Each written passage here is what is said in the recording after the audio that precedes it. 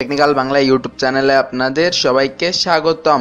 আজকের ভিডিওর ব্যাপারটা একটু অন্যরকম। আজকের ভিডিওতে আমি আপনাদের বলবো আপনারা কিভাবে হ্যাকিং অথবা হ্যাকারদের হাত থেকে বাঁচতে পারবেন। তো আজকের ভিডিওটা একটু লম্বাও হতে পারে, তো ভালোভাবে দেখবেন, কারণ এইটি আপনি যদি একজন হ্যাকার হয়ে থাকেন, একজন প্রোগ্রামার হয়ে থাকেন অথবা একজন সাধারণ ব্যবহারকারী হয়ে থাকেন, তবে এটা আপনার জন্যই তৈরি করা। সর্বপ্রথম যে ব্যাপারটি, কোনো অপরিচিত সফটওয়্যার ডাউনলোড বা ব্যবহার কখনোই করবেন না। এমনকি যদি তোমার কোনো বন্ধু এই সফটওয়্যারটি সম্পর্কে তোমাকে বলে, সব বন্ধু নয়, তবে তুমি যাদের বিশ্বাস করো না সেই টাইপের বন্ধু, এই টাইপের সফটওয়্যারগুলো ডাউনলোড করার আগে অবশ্যই তার সম্পর্কে নেটে ভালোভাবে জেনে নেবে। তারপর যে ব্যাপারটি সেটি হলো কোনো সাইটে লগ ইন করার সময় সাইটের অ্যাড্রেসটা ভালো করে দেখবে। ইমেল অথবা মেসেঞ্জারে পাওয়া অথবা হোয়াটসঅ্যাপে পাওয়া এই টাইপের কোনো সাইটে লগ ইন করবে না। তারপর যে ব্যাপারটি, তুমি যদি কোনো ডেভেলপার হয়ে থাকো অথবা কোনো প্রোগ্রামার হয়ে থাকো, তাহলে তোমাকে ভালো মানের অ্যান্টিভাইরাস ব্যবহার করতে হবে, কারণ তোমার ডেটাগুলো খুবই গুরুত্বপূর্ণ হবে। সো এই টাইপের অ্যান্টিভাইরাসগুলো ব্যবহার করবে যেগুলো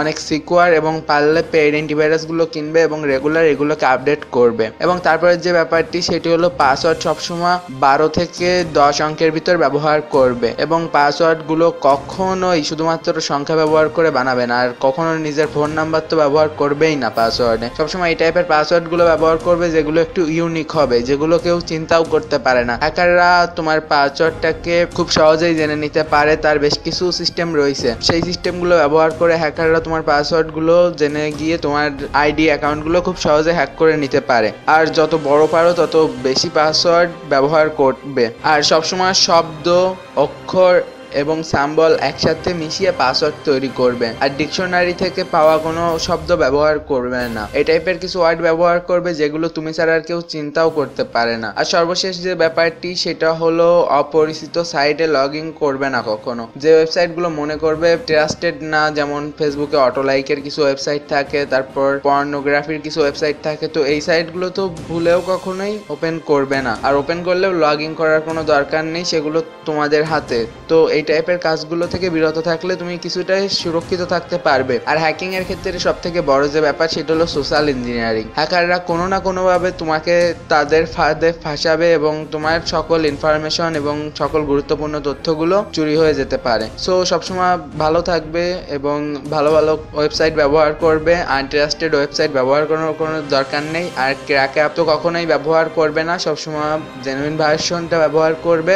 আর সবসময় সফটওয়্যারগুলো আপগ্রেড করবে, কারণ সফটওয়্যারগুলো আপগ্রেড করলে শুধুমাত্র তার ইউআই পরিবর্তন হয় না, তার পাশাপাশি তার বিভিন্ন সিকিউরিটিগুলো আপগ্রেড হয়। আর সবসময় নিজের উইন্ডোজ অথবা অ্যান্ড্রয়েড তুমি যা ব্যবহার করো লেটেস্ট ভার্সন ব্যবহার করার চেষ্টা করবে, কারণ কোনো অপারেটিং সিস্টেম যদি পুরনো হয়ে যায় তাহলে সেটাতে ত্রুটিগুলো আরও বেশি থাকে। তারপর মনে করো তোমরা যে অ্যান্টিভাইরাসগুলো ব্যবহার করো সেগুলো ফ্রি হোক অথবা পেইড, এগুলো রেগুলার আপগ্রেড করবে। অনেকেই আমার কাছে জিজ্ঞাসা করে যে ভাই কোন অ্যান্টিভাইরাসটা ব্যবহার করা সব থেকে ভালো। তো পার্সোনালি আমি তোমাদের রিকমেন্ড করবো উইন্ডোজ ডিফেন্ডার, কারণ আমি অ্যান্টিভাইরাসটি ব্যবহার করি। অ্যান্টিভাইরাসটি উইন্ডোজ 10 যারা ব্যবহার করে এবং লেটেস্ট আপডেট যারা দিয়েছে তাদের কাছে এর থেকে ভালো অ্যান্টিভাইরাস আমি মনে করি আর কিছু হতে পারে। অ্যান্টিভাইরাসটি সম্পূর্ণই ফ্রি এবং তোমাকে একটু আপগ্রেড করে নিতে হবে তোমার উইন্ডোজটি এবং তারপর এটিকে ব্যবহার করতে হবে। সো এইগুলো ব্যবহার করে তুমি ইন্টারনেটে মোটামুটি সেফ থাকতে পারো, কিন্তু আরো বেশ কিছু জিনিস রয়েছে, যেমনটা হ্যাকিং কোর্সে আমি তোমাদের তৈরি করা শিখিয়েছি যে কিভাবে তোমরা ব্যাকডোর তৈরি করতে পারবে, পেলোড তৈরি করতে পারবে। সো তোমরা যদি তৈরি করতে পারো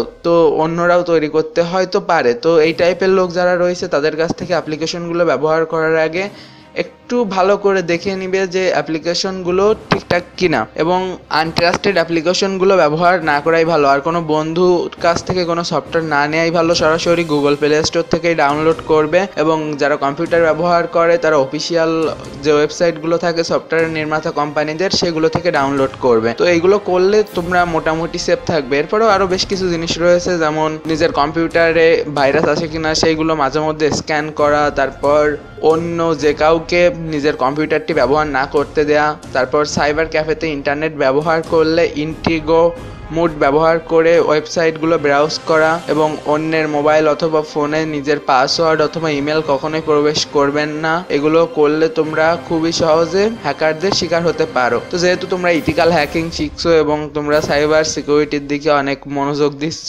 আমার ভিডিওগুলো কমেন্ট দেখেই বোঝা যায়। সো তোমরা এই টাইপের মানুষদের থেকে দূরে থাকবে, আর সব থেকে বড় কথা নিজে আগে সুরক্ষিত থাকবে, তারপর যা করার তা করবে। আর এই ভিডিওটি যত পারো নিজের বন্ধু বান্ধবী এবং বাড়ির যত ফ্যামিলি মেম্বার রয়েছে সবার কাছে এটা শেয়ার করবে, কারণ তারাও কারো না কারো কাছেই শিকার হতে পারে। তো তাদের মাধ্যমেও তোমাদের কাছে এই জিনিসগুলো পৌঁছাতে পারে। সো সবসময় সাবধান থাকবে। আর আমার ভিডিওটি ভালো লাগলে লাইক দিতে ভুলবে না। আর তুমি যদি ইথিক্যাল হ্যাকিং শিখতে চাও তাহলে আমাদের হ্যাকিং কোর্সটি কিনতে পারো, ডিসক্রিপশনে সবকিছু দিয়ে দেওয়া রয়েছে। আর এই চ্যানেলটি যা নতুন হলে অবশ্যই সাবস্ক্রাইব করবে। বাই।